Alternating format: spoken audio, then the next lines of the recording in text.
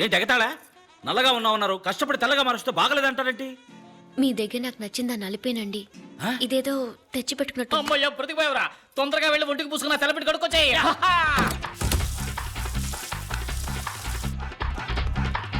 మరి ఎందుకండి నల్లగా ఉన్నామన్నారు? క్షమించండి, నేను చెప్పిన దాన్ని మీరు ఇంత సీరియస్గా తీసుకుంటారని నేను అనుకోలేదు. నేను తిరస్కరించడానికి నిజమైన కారణం నలుపు కాదండి, జాతకం. చిత్త మృగశీర్ష ధనిష్టలకు వివాహంబు జరిగనేని సత్యము వరుణకు మరణ ప్రాప్తి, తప్పదు వధువుకు వైధవ్య ప్రాప్తి అని సుఖమహర్షి చెప్పారు. అబ్బాయి శివాజీది చిత్త, అమ్మాయి ఉమాదేవిది ధనిష్ట. దీన్ని రజ్జు దోషం అంటారు. 13 పొంతనల్లో ఏ పొంతన ఎలా ఉన్నప్పటికీ రజ్జు పొంతన చాలా ముఖ్యం. ఈ 2 జాతకాలకు పొంతన కుదరదు. వీరిద్దరి జాతకాల్లోనూ జన్మ లగ్నం నుంచి 2, 7, 9 స్థానాల్లో పాపగ్రహాలున్నాయి. భరించలేని ఆర్థిక ఇబ్బందులు ఎదురవుతాయి. అమ్మాయి వల్ల అబ్బాయికి గండం ఉంది. కాదు కూడదని మీరు పెళ్లి చేస్తే అబ్బాయి ప్రాణాలకే ప్రమాదం. ఏమిటి అంత మాట అన్నారు? ఇవిగో చూడండి, నాలుక మీద మచ్చలు. నా వాక్కు భరిస్తుంది. మంచి చేయడానికి వచ్చారు. నన్ను పెళ్లి చేసుకోవడం వల్ల మీకే చెడు జరగకూడదనే నేను అలా చెప్పాను. ఇంతేనా? ఇదా సమస్య? అయ్యో, మా జ్యోతిష్కుడు ఏం చెప్పాడు తెలుసా? నేను మిమ్మల్ని పెళ్లి చేసుకుంటే ఇప్పుడు 200 కోట్లీశ్వరునైన నేను 1000 కోట్లీశ్వరుని అవుతానంట. సెకండ్ ఒపీనియన్ కోసం రాజమండ్రి సిద్ధాంతి గారిని అడిగాం. ఆయన ఉన్నారో చెప్పనా? ఆల్రెడీ ఈ 2 జాతకాలకి పెళ్ళైపోయింది, కవల పిల్లలు ఆన్ ది వే అన్నారు. ఇందులో ఏది నమ్ముతారు? ఇవన్నీ పట్టించుకుంటే మనం ప్రశాంతంగా బతకలేం. నాకు మీరు నచ్చారు, మీకు మరి మధ్యలో ఇవన్నీ ఎందుకు?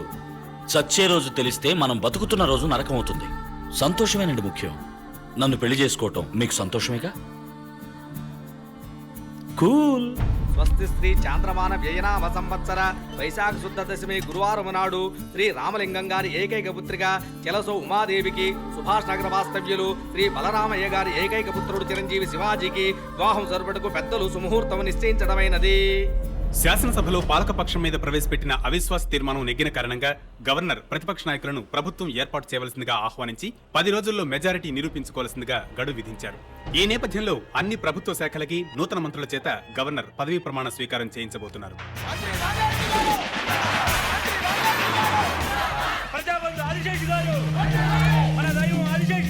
రండి రండి, నేనే తమ దగ్గరకు వచ్చేవాడిని బ్లెస్సింగ్ తీసుకోవడానికి.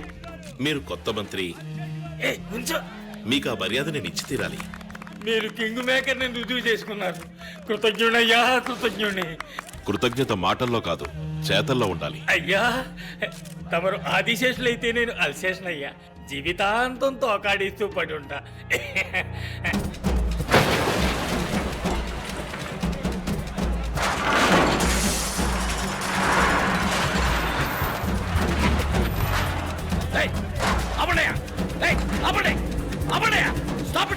ఎందుకు పడగొడుతున్నారు? ఇక్కడ ఐటీ పార్క్ ఫ్యూచర్ డెవలప్మెంట్ అని గవర్నమెంట్ ప్రాజెక్ట్స్ వస్తున్నాయి. ఇక్కడ కట్టడాలు కట్టడం తప్పు. పడగొట్టండి. ఏమనుకుంటున్నారయ్యా? మనిషికి కారణం చెప్తున్నారు, ఆవు అంటే పడగొడుతున్నారు. 50 కోట్లు తీసుకుని ఇంక మీద ఏ సమస్య రాదని చెప్పారు. ఇప్పుడు ఇదేంటయ్యా? సార్, ఇది కొత్త గవర్నమెంట్ ఆర్డర్. కావాలంటే నేను రేపు పొద్దున వస్తాను. ఈలోగా ఎవరితోనైనా మాట్లాడి ఏం చేయగలరో చేయండి. ఏ సార్, అక్కడ గవర్నమెంట్ ప్రాజెక్ట్ వస్తుంది. ఏ బుద్ధి లేని మీద ఇచ్చారు మీకు పర్మిషన్? నో, ఇది రాంగ్ ప్రాజెక్ట్. పర్మిషన్ ఇవ్వకూడదు. సార్, నేనేం తప్పు చేశాను సార్? నన్ను ఎందుకు ఇలా వేధిస్తారు? మంచి చేయడానికి వచ్చినందుకు ఎంత శిక్ష? అన్ని మెట్లు ఎక్కి దిగేశాం. టేబుల్కి, బెంచ్కి, అధికారికి, మంత్రికి, వాడు వీడని అందరికీ ఎంత దివాలో అంతా ఇచ్చేసాం. మీరిచ్చింది ఆ ముఠాకి, ఆ మంత్రులకి. మేము ఫ్రెష్ బోలెడంత ఖర్చు పెట్టుకొచ్చాను నాన్న. సీటు ఖరీదు, ఎలక్షన్ ఎక్స్పెన్స్, పబ్లిసిటీ ఎక్స్పెన్స్, ఎమ్మెల్యేలు కొనడం, కాస్ట్ ఆఫ్ పాలిటిక్స్ చాలా ఎక్కువైంది. ఇప్పుడు మేమేం చేయాలి చెప్పండి. మీ ప్రాజెక్ట్ వాల్యూ ఎంత? ఎన్నిసార్లు ఇదే ప్రశ్న అడుగుతారా? ఏంటి ఏమన్నారు? ఏం లేదు సార్, 200 కోట్లు. అందులో 25%, ఓ 50 కోట్లు మా సంక్షేమ నిధికి ఇచ్చేయండి. మిగతా నేను నేనేమన్నా మృతం చేయడానికి పర్మిషన్ అడిగానా? సారా గడ్డానికి పర్మిషన్ అడిగాను. చెడగొట్టకు శివాజీ. గాంధీకి మండపం కట్టాలన్నా కూడా వీళ్ళు డబ్బులు అడుగుతారు. రే మామ, నోడ్రా. పర్మిషన్ ఇవ్వటం కుదురుతుందా కుదరదా? మర్యాద మర్యాద. డబ్బులు తీసుకుని నీకు మర్యాద ఏంట్రా? ఎక్కడికి వచ్చి ఎవరితో ఏం మాట్లాడుతున్నావు నువ్వు? డబ్బులు ఇవ్వకుండా నువ్వు ఆ యూనివర్సిటీ ఓపెన్ చేయడం కుదరదు. ఇవ్వను, ఒక్క పైసా కూడా ఇవ్వను.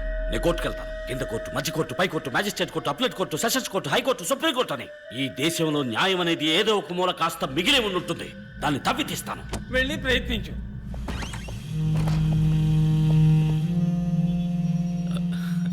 ఏం శివాజీ, ఎలా ఉన్నారు? మీ యూనివర్సిటీ పనులన్నీ ఎంతవరకు వచ్చాయి? ఏమైనా సహాయం కావాలంటే అడగండి. ఏయ్, నువ్వే పెద్ద మనిషివయ్యా. పేడ పురుక్కన్న హీనమైన వాడివి. నికృష్టమైన చావు చేస్తావు. శివాజీ, తప్పు తప్పు. ఆయన ఏదో కోపంలో అలా మాట్లాడితే నేను తర్వాత ఫోన్లో మాట్లాడతాను. లోఫర్. క్యాస్ట్ ఐరన్ కేస్ గెలిచే తీరాలి. గవర్నమెంట్ మారితే వాళ్ళు పాస్ చేసిన జీవోని ఆర్బిటర్గా వీళ్ళు క్యాన్సిల్ చేస్తారా? తప్పు. ఏ కోర్టులోనూ చెల్లదు. రేపు పొద్దున్న కోర్టుకు పోయి ఓ రిట్టు పడేసి ఆ స్టే ఆర్డర్ని వికెట్ చేయిస్తా, లేదా స్టే ఆర్డర్కే స్టే ఆర్డర్ తీసుకుందాం. ఇది నా 25 ఏళ్ల ఆశయం, 20 ఏళ్ల శ్రమ. నేను సంపాదించిందంతా ఇందులో పెట్టాను. హ, ఉన్న ఇల్లు, ఉన్న ఆస్తి అంతా తాకట్టు పెట్టాను. దీన్ని ఎలాగైనా మీరే కాపాడాలి. దిగులు పడకండి.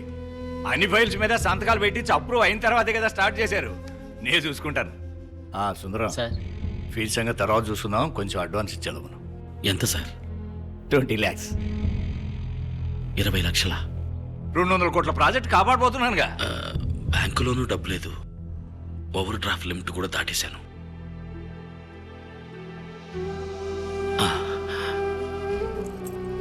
అడ్వాన్స్గా నా కారు ఉంచుకోండి. ఏంటండి ఇది ఇరకాటంలో పెట్టారే? అయ్యయ్యో, మీరేం ఫీల్ అవ్వకండి.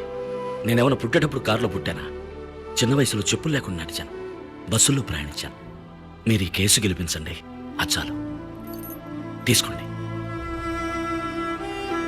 శివాజీ, నువ్వెంతో ఆశపడి కొనుక్కున్న కారు ఇది. సార్ కావాలంటే నేను డ్రాప్ చేస్తా. వద్దండి, కూల్. నాకు నడక అలవాటే. పద.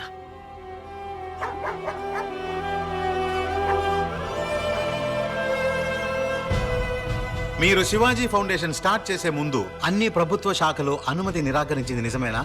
నిజమేనండి. 16 శాఖలకి చెందిన గవర్నమెంట్ ఆఫీసర్లకి 4 కోట్ల రూపాయలు లంచం ఇచ్చింది నిజమేనా? అబ్జెక్షన్. లంచం తీసుకోవడానికే అనుమతి నిరాకరించారు. మధ్యలో మాట్లాడకండి, మీ వాదన పూర్తి అయిపోయింది. 4 కోట్ల రూపాయలు లంచం ఇచ్చింది నిజమా కాదా? నిజమే, కానీ మినిస్టర్ ఆనందరావు అనుమతి నిరాకరించింది నిజమేనా? నిజమేనండి. వారికి 50 కోట్లు లంచం ఇచ్చింది నిజమేనా? ఇచ్చాను. That's all, Your దేశానికి Honor. మంచి జరుగుతుందన్న ఉద్దేశంతో. I was cornered, I was helpless. అప్పీల్దారుడు ఒప్పుకున్నట్టుగా శివాజీ ఫౌండేషన్ నిర్మాణానికి కావలసిన అనుమతి కోసం వేరు ప్రభుత్వ శాఖాధికారులకు లంచాలను ఇచ్చి అనేక ఇతరమైన కోరికలను తీర్చి అనుమతిని పొందినట్టుగా ప్రభుత్వం తరపున నిస్సందేహంగా నిరూపించబడింది. కనుక శివాజీ గారి యూనివర్సిటీ కట్టడాన్ని రద్దు చేయడం చట్ట ప్రకారం న్యాయమే. ఇంతవరకు కట్టిన భవన సముదాయాన్ని కూల్చివేయడానికి ఆజ్ఞాపించవలసిందిగా ఈ ప్రభుత్వాన్ని కోర్టు ఆదేశిస్తోంది. అందుకు గాను ఏ విధమైన నష్టపరిహారాన్ని ఈ ప్రభుత్వం చెల్లించవలసి లేదు.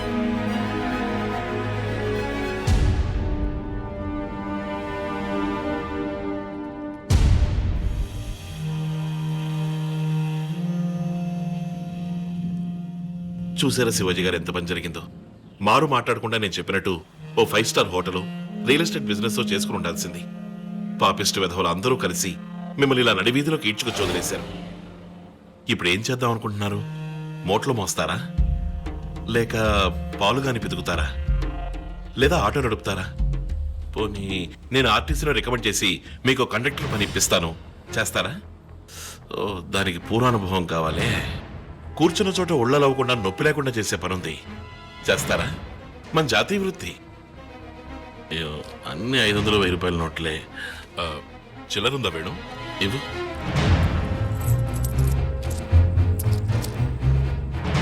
అమ్మా తల్లి జగన్మాత, వీరు చేయబోయే పని విజయవంతం కావాలమ్మా. నా హస్తవాసి చాలా మంచిది. మొదటి బోణి నేనే చేస్తాను.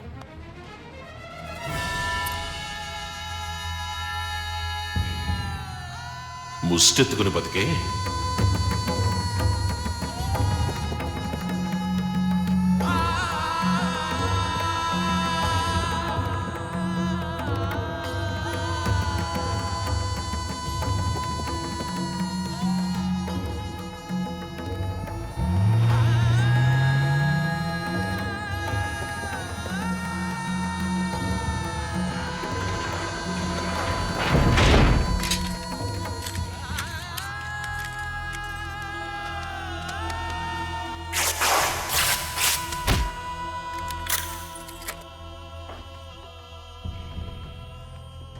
ఎక్స్క్యూజ్ మీ సార్, ఈ ఇల్లు, మిగతా ప్రాపర్టీస్, ఇక్కడున్న వస్తువులు అన్నిటికీ వెలకట్టినా కూడా మీరు తీసుకున్న అప్పుకి సరిపోదు సార్.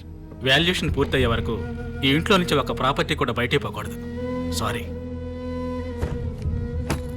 మీ రోలెక్స్ కూడా మా లిస్టులో ఉంది సార్.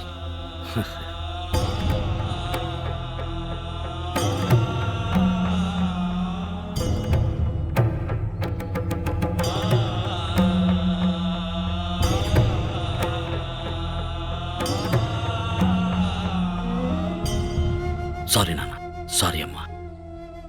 నేను మంచి స్థితికి వచ్చేదాకా మీరు ఊర్లో ఉండండి. మాకే బాధ లేదు బాబు.